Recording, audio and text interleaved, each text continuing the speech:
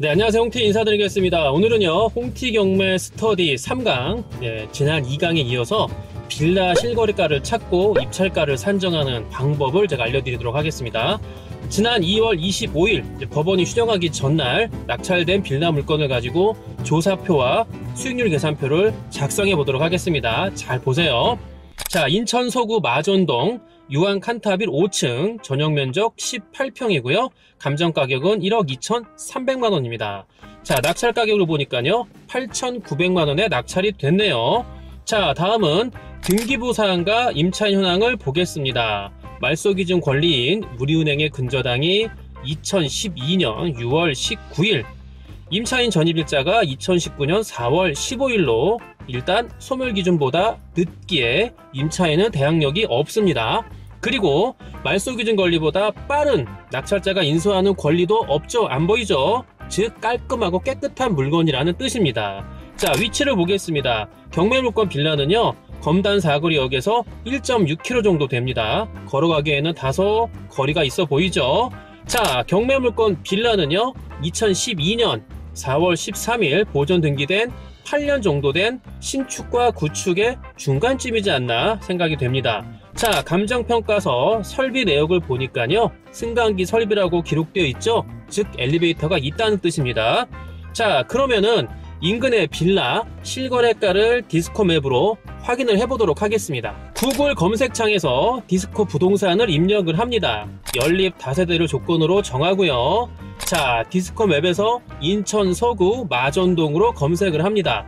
경매 물건지는 화살표 방향대로 사진 위쪽입니다. 검단 사거리역 인근의 거래 사례들이 많이 보이죠? 그런데 경매 물건지에는 3건의 사례밖에 보이지 않네요. 자, 그럼 일단 이 3건을 확인을 한번 해보도록 하겠습니다. 전용 17평 빌라 전세 6천만원에 2019년 2월에 거래 내역이 보이고요. 자, 두 번째는요, 전용 19평 빌라 9,600만원에 2016년 3월에 거래 내역이 보입니다. 거래가 됐네요.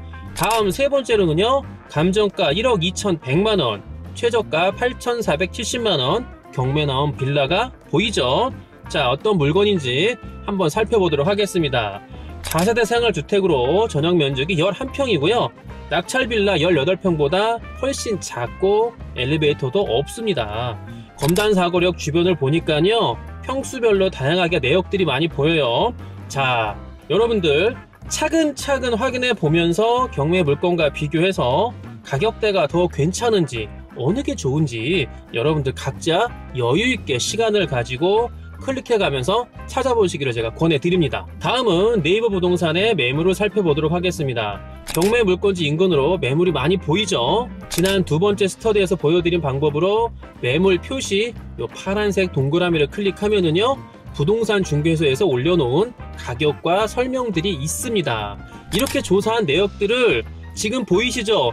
홍티 경매 시세 조사표에 실거래가, 네이버 부동산 매물 가격, 호가를 포함해서 모두, 또 네이버 부동산에서 내놓은 월세 가격, 마지막으로 전세 물건 가격을 낱낱이 조사표에 꽉꽉 채워 넣습니다. 이렇게 모두 기록을 해서 가장 높은 가격과 가장 낮은 가격을 제외하고 매물 가격을 전용 면적 평수로 나누어서 평균 단가를 기록하면 됩니다.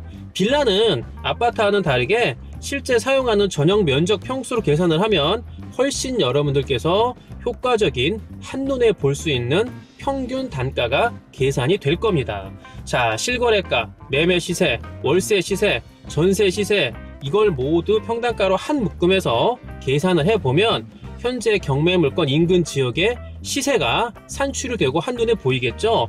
홍티 경매 수익률표를 보고 매수로 진행할 때와 또 경매로 낙찰됐을 때의 가격을 한번 비교해 보겠습니다. 조건은 동일하게 보증금 1,000만원에 월세 50만원으로 맞추겠습니다. 자, 시세 대비 매수는요 9,900만원, 경매 낙찰 가격은 8,900만원, 대출은 일단 무주택을 기준으로 60%인 5,940만원, 경매 물건은 낙찰가의 80%인 7,123만원을 받고요.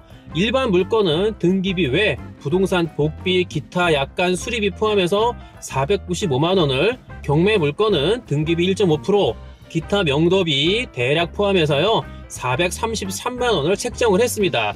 자, 이렇게 해서 총 투자비는요, 일반 물건의 경우는 3,455만원, 경매 물건은 1,264만원이 되겠네요. 자, 보증금은 동일하게 1,000만원을 받고 월세 50만원에 내놓으니까 대출 이자를 3%로 잡았을 때 일반 물건이 이자 부담 3만원 정도 전략이 됩니다. 그러나 최종 수익률을 따져보니까 대출 미적용 시, 즉 현금으로만 매수 시 경매로 낙찰을 받으면 7.15%가 되고요. 일반 물건보다 0.8% 높습니다. 수익이 좋다는 얘기죠. 그런데 대출을 적용하니까 격차가 일반 물건은 12.21%가 되고요. 그런데 경매 물건은 30.55%로 거의 3배 이상 수익률이 높은 걸 볼 수가 있겠죠. 물론 저는 현장 조사를 통한 직접적인 부동산 중개소를 방문해서 실제 매도 가격을 확인하지 않았기 때문에 100% 정확하다고 말할 수는 없겠지만 홍티경매 조사표를 여러분들께서 꽉꽉 채우고요. 그렇게 꽉 채운 조사한 조사 목록에 현장 조사까지 더한 생생한 조사표를 합해서 수익률표를 완성한다면 합리적인 입찰 가격이 생성되지 않을까요? 분명히 나올 거라고 생각을 합니다. 그런데요, 여기서 질문이 있습니다. 그렇게 만든 입찰 가격으로 입찰을 하면 낙찰을 받을 수 있을까요? 라고 물으시는데, 물론 경매라는 특성상 그 누군가가 나보다 높이 써낸다면 어쩔 수 없겠죠. 방법이 없어요. 그런데 첫 술에 여러분들 절대로 배부를 수 없습니다. 특히 경매는요, 1번 해보고요, 2번 해보고요, 4번 해보고요. 이 홍티경매 조사표를 바탕으로 꽉꽉 채워서 입찰을 한다면 우리 홍티경매 많은 회원분들이 낙찰받고 수익을 내는 결과 유튜브에 제가 많이 올려놨죠? 한번 보세요. 그렇게 여러분들도 충분히 만들 수 있으리라고 저는 확신을 합니다. 뾰족한 묘수가 있냐고요? 절대 없습니다.